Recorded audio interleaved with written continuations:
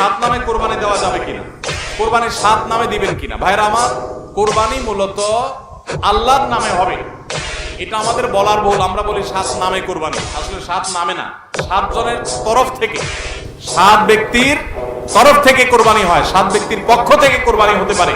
গরুতে, ওটে সর্বোচ্চ সাতটা ভাগ হতে পারে, হাতের নিচে হতে পারে, উপরে হতে পারে না। আবার ভগ্নাংশ হবে না, অর্থাৎ এক ভাগ দুইজনে মিলে নিলে হবে না। বুঝে আসছে কথা?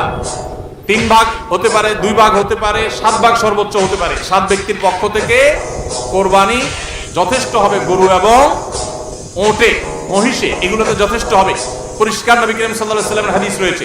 আজকাল অনেক আলেমরা এটা নিয়ে, বা কোন আলেমরা এটা নিয়ে মত পার্থক্য করেন, দুর্ভাগ্যজনক সেটা। এটা নিয়ে সংখ্যাগরিষ্ঠ ইমামদের দ্বিমত নাই। আরব, আজম কোন দেশে সংখ্যাগরিষ্ঠ আলেমদের কোনো দ্বিমত নাই যে গরু, ওট এগুলো সাত ব্যক্তির তরফ থেকে যথেষ্ট হবে।